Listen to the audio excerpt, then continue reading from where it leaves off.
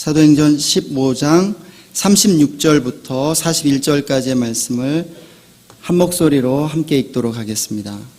수일 후에 바울이 바나바더러 말하되 우리가 주의 말씀을 전한 각 성으로 다시 가서 형제들이 어떠한가 방문하자 하니 바나바는 마가라 하는 요한도 데리고 가고자 하나 바울은 밤빌리아에서 자기들을 떠나 한 가지로 일하러 가지 아니한 자를 데리고 가는 것이 옳지 않다 하여 서로 심히 다투어 피차 갈라서니 바나바는 마가를 데리고 배 타고 구브로로 가고 바울은 실라를 택한 후에 형제들에게 주의 은혜에 부탁함을 받고 떠나 수리아와 길리기아로 다녀가며 교회들을 굳게 하니라.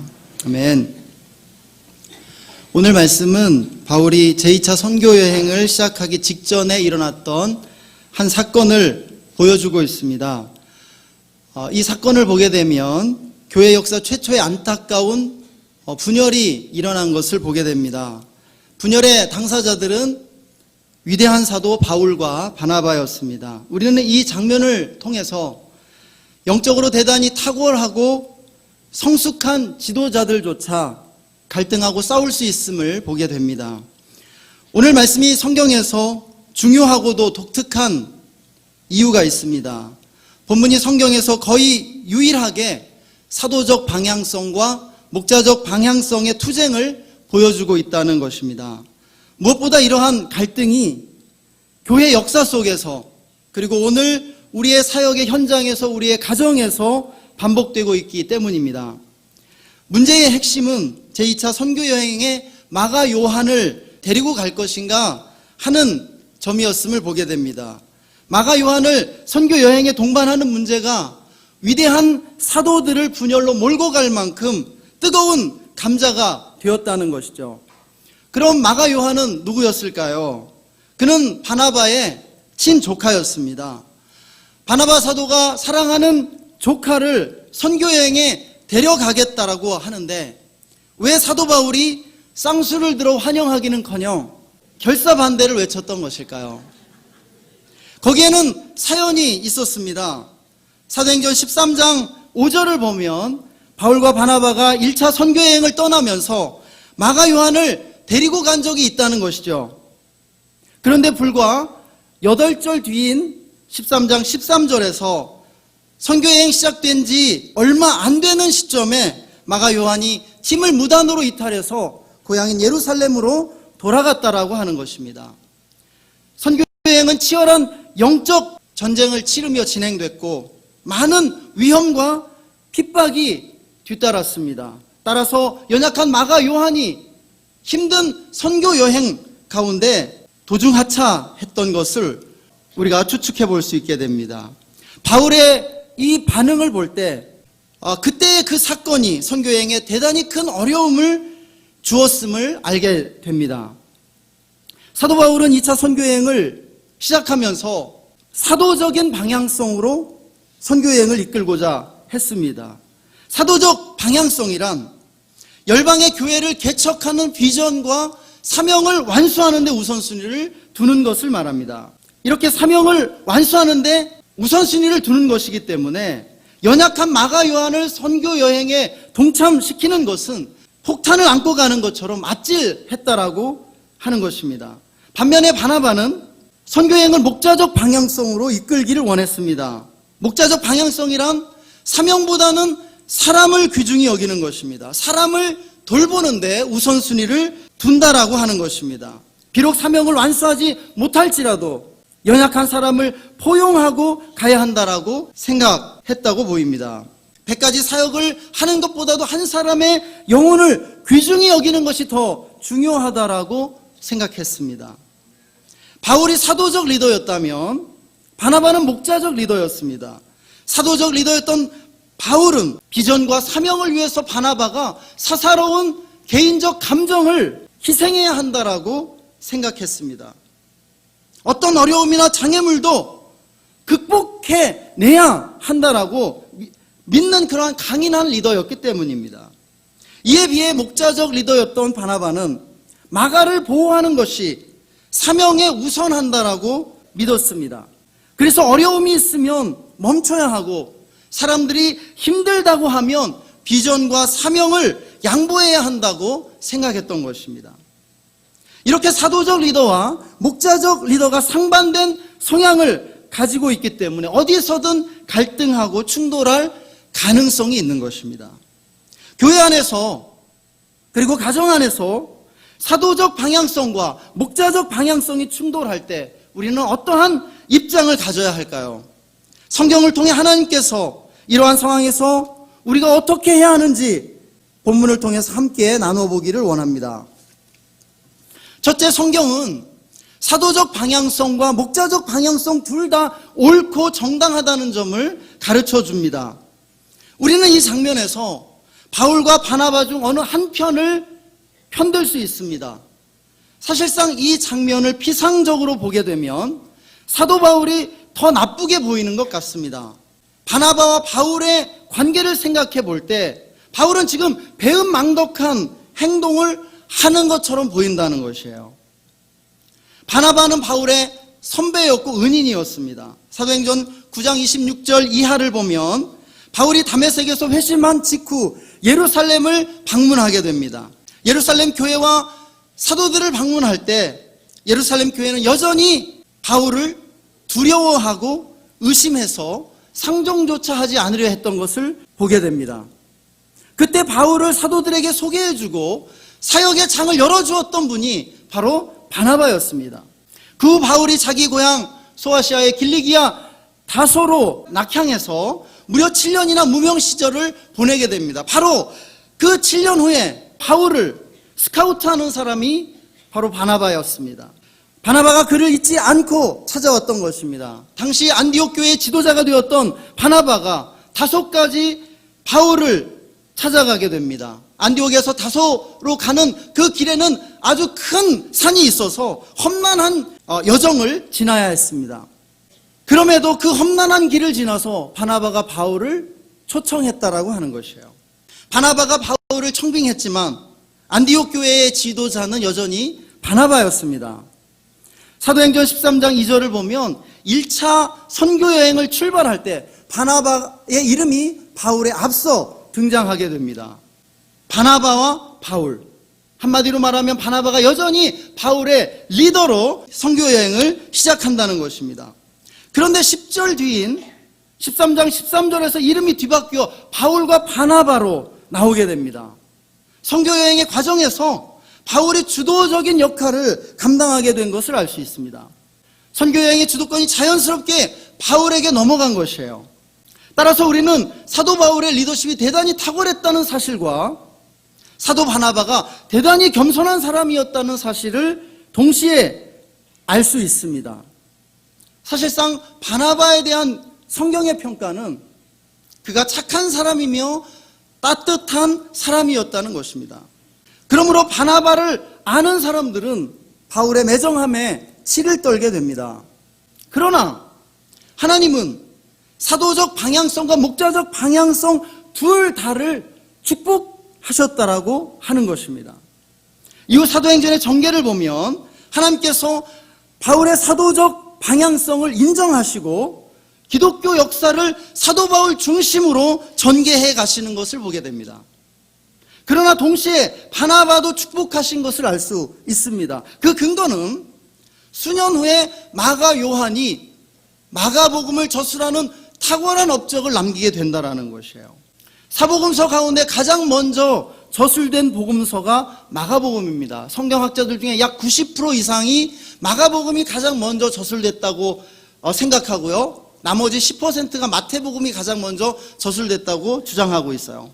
여러분, 마가복음이 저술될 당시에 예수님의 제자들이 대거 순교하게 되면서 지상의 사역을 마감하게 됩니다. 그러면서 초대교회가 잠시 침체기 가운데 들어가게 되는 것이에요. 바로 그때 마가복음이 저술되고 이 마가복음을 통해서 교회는 새로운 영적인 능력을 회복하게 되는 것입니다. 초대교회는 새로운 부흥을 경험하게 되는 것이죠. 또한 사도 바울의 후기 서신서들을 보게 되면 그가 마가 요한과 화해하여 마가 요한을 아들처럼 여겼음을 알게 됩니다. 하나님께서는 목자적 리더였던 바나바를 통해 마가 요한을 변화시키시고 위대한 사도로 성장시키셨다라고 하는 것입니다. 따라서 우리는 사도적 방향성과 목자적 방향성 둘 다 옳고 정당하다는 그 사실을 이해하고 출발하지 않으면 안 됩니다. 둘째, 오늘 말씀은 그럼에도 불구하고 하나님께서 사도적 방향성을 목자적 방향성보다 우위에 두셨다는 것을 가르쳐 줍니다. 바울과 바나바가 갈라선 이후 교회 역사는 사도 바울을 중심으로 전개되는 것이에요. 사도 바울과 결별하면서 바나바는 성경의 무대에서 완전히 사라지게 됩니다. 바나바는 교회 역사에서 모습을 감추게 되었던 것이에요. 이것은 하나님께서 사도를 목자보다 우위에 두셨기 때문입니다. 에베소서 4장 11절에서 12절의 말씀을 보면 하나님께서 성도를 온전케 하시고 교회를 세우기 위해 5가지의 직임을 세우셨다라고 말씀합니다. 우리는 교회의 5대 직임을 5손가락으로 비유해 볼 수 있습니다. 여러분 한 손을 들어보시기 바랍니다. 이렇게 한 손을 들면은요, 우리가 순서를 보면은 먼저 마지막부터 보게 되면은요, 교사는요 새끼손가락입니다. 예, 교사는 가르치는 사람이죠. 자, 목자는요 약지입니다. 약지. 목자는 영혼을 돌보는 사람입니다. 양떼를 돌보는 것이 목자의 사명입니다. 세 번째, 장지는요 복음 전하는 자입니다. 복음 전도자인 것입니다. 네 번째, 검지는 선지자입니다. 예, 이 검지는 이렇게 지적해 주는 역할을 하죠. 비판하는 사람이에요. 계속해서 잘못을 지적해 주는, 비판하는 그러한 기능을 수행하는 사람이 선지자입니다. 그리고 엄지가 사도라고 하는 것이에요. 사도는 교회를 개척하는 사람입니다. 비전을 가지고 교회를 개척하고 교회를 세우는 사람이 사도라는 것이에요. 그러면 이 5손가락 가운데 무엇이 리더가 되어야 할까요? 여러분, 리더가 되어야 하는 것은요, 나머지 4손가락을 다 자유롭게 만져줄 수 있는 손가락이 리더가 되어야 된다는 것이에요. 어느 손가락입니까? 오직 엄지만이 이 4손가락을 자유롭게 만져줄 수 있다는 것이에요. 그래서 하나님께서는 5 직임 가운데 사도에게 가장 큰 권위를 주시는 것이에요. 사도를 교회의 리더로 세우게 될 때 교회는 큰 부흥을 경험하게 된다는 것이죠. 그런데 이 교회의 5대 직임 가운데 사도와 목자가 가장 상반된 성격과 가치관을 가지고 있어서 갈등하는 경우가 빈번하다는 것입니다. 사도적 리더와 목자적 리더의 대립과 갈등은 교회만 아니라 가정에서도 나타날 수 있습니다. 보통은 사도적 남편과 목자적 아내가 갈등하고 다툴 수 있습니다. 그러나 이 역할이 바뀌기도 합니다. 저의 경우에 사도적 어머니와 목자적 아버지가 결혼 생활 내내 다투셨죠. 저는 가난한 농촌에서 태어나고 자랐습니다. 제 부친께서는 열마지기의 눈을 일구시면서 살아가는 정말 너무너무 성실한 농부이셨습니다. 아버지는 목자적인 분이셔서 고향을 떠나는 것을 한 번도 생각해 보신 적이 없는 분이었습니다. 그러나 어머니는 달랐습니다. 가난한 데다 아버지가 뜻하지 않게 빚까지 지게 되자 장사를 시작하셨습니다. 장사를 위해 외지로 돌아다니는 일이 많았는데요, 그렇게 전국을 다니시면서 세상 물정에 눈이 떠졌다라고 하는 것이죠. 아, 농촌에 남아있다가는 자식들 고등학교도 보내지 못하겠구나, 그렇게 깨달으셨다고 합니다. 그래서 서울로 올라오기로 결심하셨죠. 당연히 목자적인 아버지는 결사반대를 하셨습니다. 변화를 원치 않았고 모험도 원치 않았습니다. 그냥 고향을 지키기 원하셨어요. 그 현재에 머물기를 원하셨다는 것입니다. 그러나 어머니는 결단하시고 호롤단신 서울에 올라와 장사를 시작하셨죠. 그리고 자녀들을 한 사람씩 서울로 불러 올리셨습니다. 여러분, 당연히 큰 희생을 치러야만 했습니다. 잘 곳이 없어서 막내 동생을 업고 교회에서 철야를 해야 할 때도 있었습니다. 저희 남매도 농촌보다 심한 그 빈부 격차를 경험하며 심한 열등감 속에 자라야 했다라는 것이에요. 우리 가족은 오랫동안 이산가족이 되었습니다. 그러나 시간이 흘러 오늘의 관점에서 보면 어머니가 아버지보다 옳았습니다. 어머니께서 사도적 방향성으로 우리 가정을 이끌었기 때문에 우리 자녀들의 미래가 열렸다라는 것이에요. 우리가 어머니의 생각대로 대학에 들어갈 수도 있었고 경제적으로 훨씬 윤택한 삶을 살게 된 것입니다. 사도적 어머니와 목자적 아버지의 다툼은 이후에도 이어졌습니다. 서울에 올라오신 이후에 가난한 살림에도 공부 잘하는 누님을 대학에 보내신 것이에요. 아버지가 반대할 걸 뻔히 아셨기 때문에 몰래 보내셨습니다. 그러나 손바닥으로 하늘을 가릴 수 없습니다. 현실적이고 모험을 싫어했던 목자적 아버지의 반발은 굉장히 컸죠. 그러나 어머니는 지금 당장 힘들더라도 빚을 지는 한이 있더라도 누님을 대학에 보내는 것이 미래에 더 비전이 있고 의미가 있다라고 생각하셨습니다. 누님이 대학에 다니는 4년 내내 우리 집안은 사도와 목자의 싸움터였습니다. 여러분, 그러나 이 경우에도 결국 사도적 어머니가 옳았다라는 것이에요.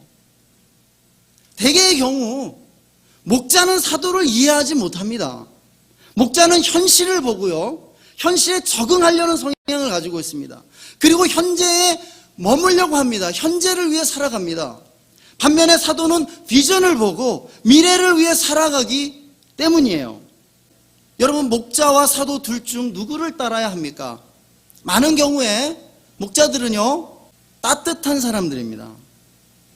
좋은 사람들이에요. 부대교구 리더 여러분, 제가 어떤 사람입니까? 사도입니까? 목자입니까? 예, 목자. 예, 목자예요. 네, 목자입니다. 목자가 이렇게 따뜻하고 착한 사람이기 때문에 사람들은 목자를 좋아합니다. 목자를 따르게 돼 있어요. 이에 비해 사도는요, 강인한 성격의 소유자입니다.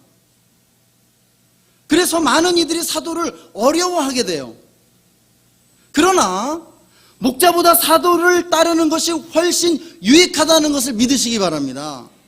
목자와 더 친하게 지내더라도, 목자가 더 좋더라도 사도를 리더로 따르는 것이 여러분에게 유익하다라는 것이에요.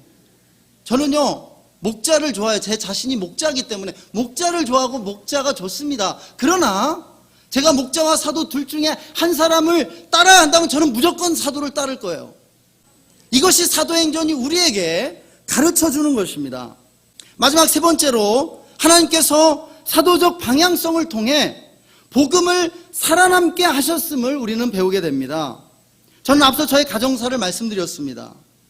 어머니에 대한 주변의 평가는 당신의 어머니가 가정을 실패와 절망에서 구출했다라는 것이에요.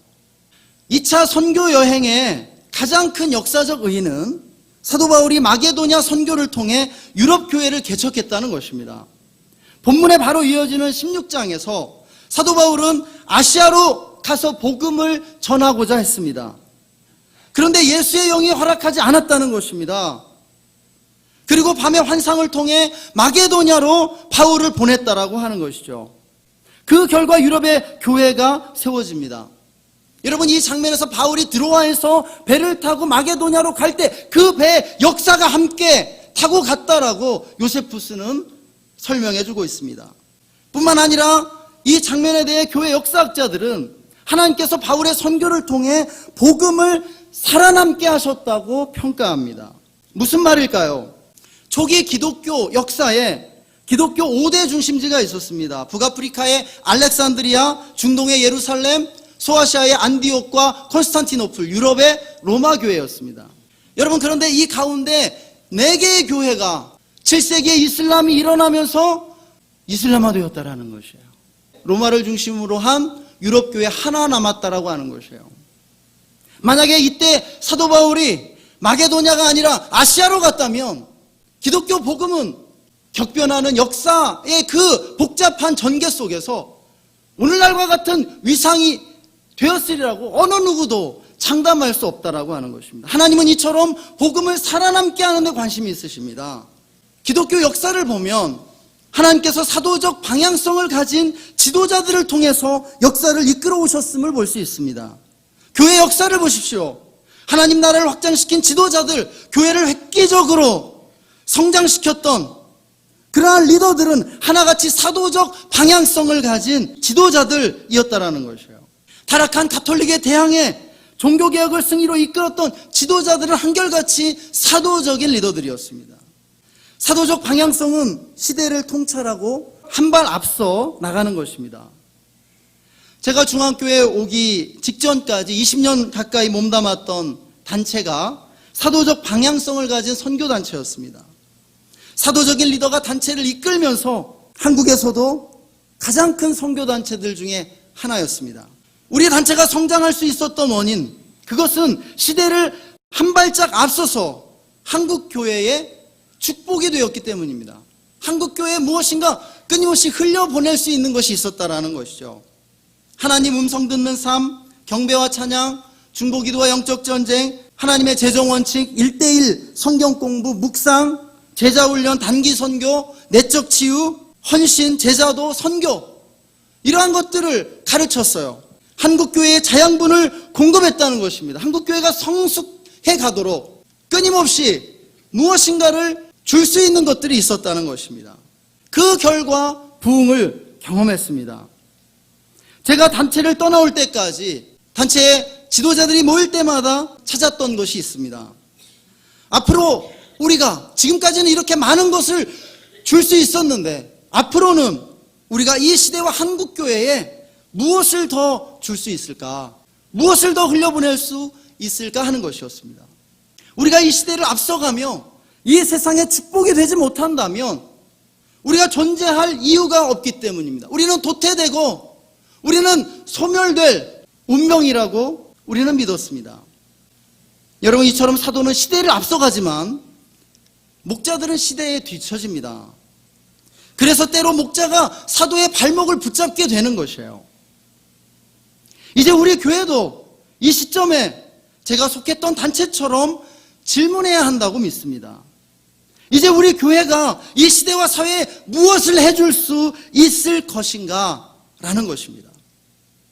우리는 이 시점에 이 시대 한국교회에 어떤 공헌을 남길 수 있을까요? 지금도 저의 출신 단체는 세계에서 가장 큰 국제단체입니다. 지금으로부터 10년 전에 전 세계 사역자들이 제주도에 모여서 국제 컨퍼런스를 한 적이 있습니다. 그때 단체의 설립자인 로렌 커닝햄 목사님이 이런 말을 했습니다. 지금 전 세계에서 가장 영향력 있는 기관은 대학교라는 것이에요. 정부가 9위, 그리고 교회가 27위라는 것이죠.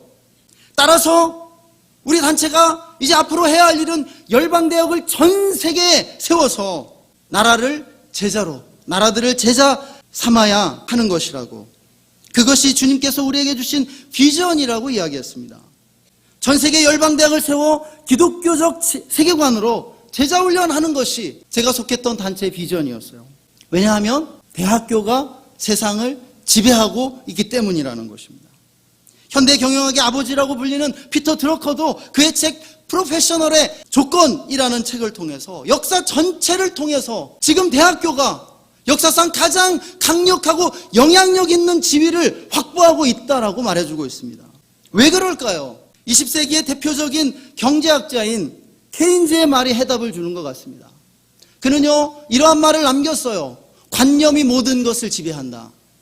결국 이 세상은 돈이 지배하는 것도 아니고 권력이 지배하는 것도 아니고 관념이 모든 것을 지배하게 된다는 것이에요. 대학은 관념을 만들어내는 곳입니다.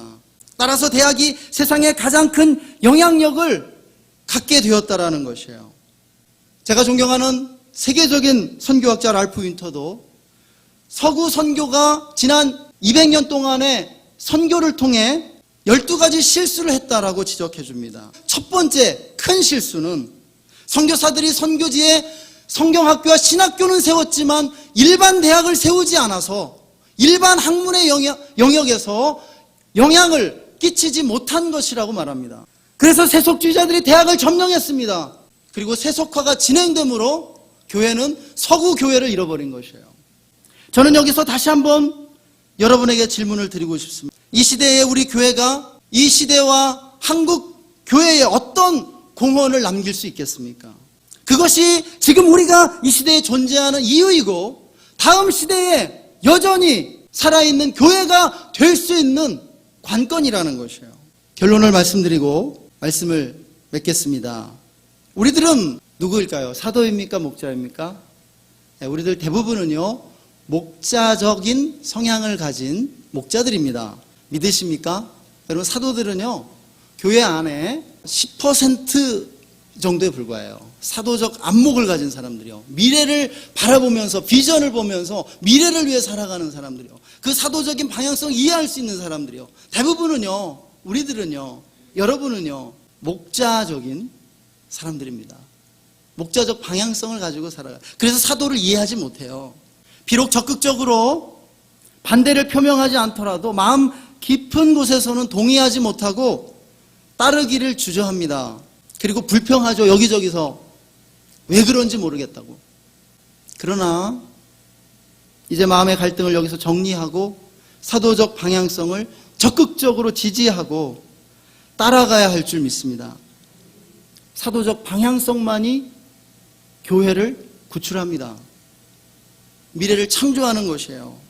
사도적 방향성으로 나가지 않는 교회는요, 다음 세대에 사라질 것이에요. 이 땅에 존재할 근거를 상실하게 된다는 것입니다. 제가 너무 과격하게 말씀드렸다면 용서해 주시기를 바랍니다. 왜 그러냐면 교회는 원래 사도적인 교회로 부르심을 받았기 때문이에요. 교회는 사도적인 전통 속에 세워졌다라고 말하는 것입니다. 믿는 도리의 사도이시며 대제사장이신 예수님께서 우리를 사도적 방향으로 이끌어 주시기를 간절히 기도합니다. 이 시간 함께 찬양 한 곡 하기 원합니다.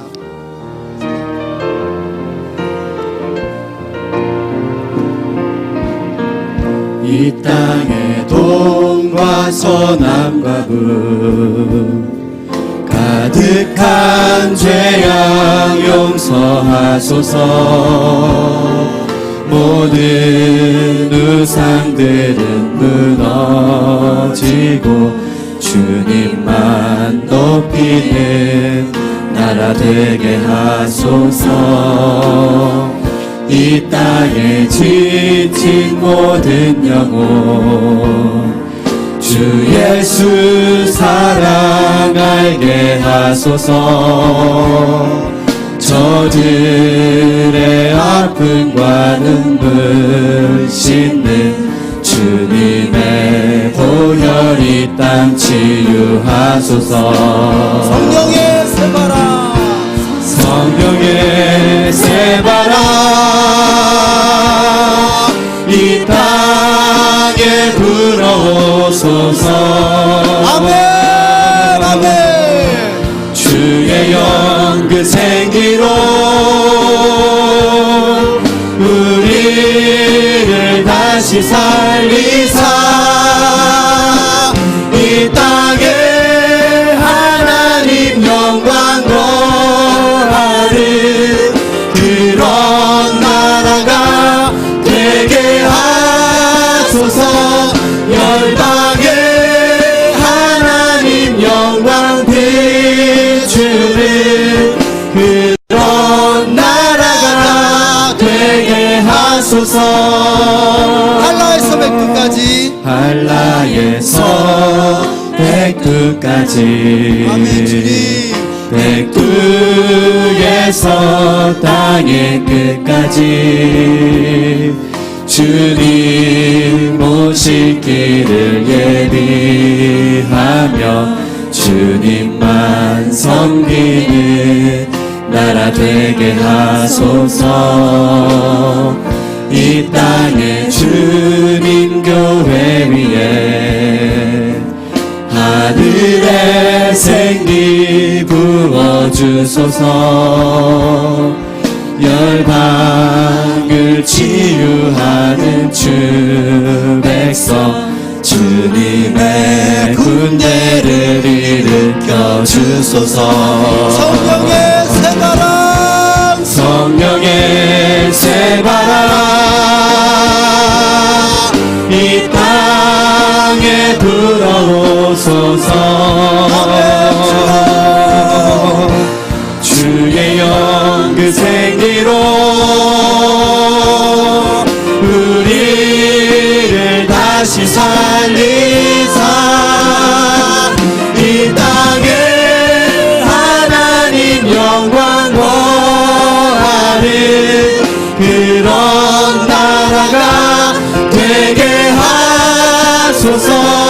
열방에 하나님 영광 비추는 그런 나라가 되게 하소서. 이 시간 우리 함께 기도하기를 원합니다.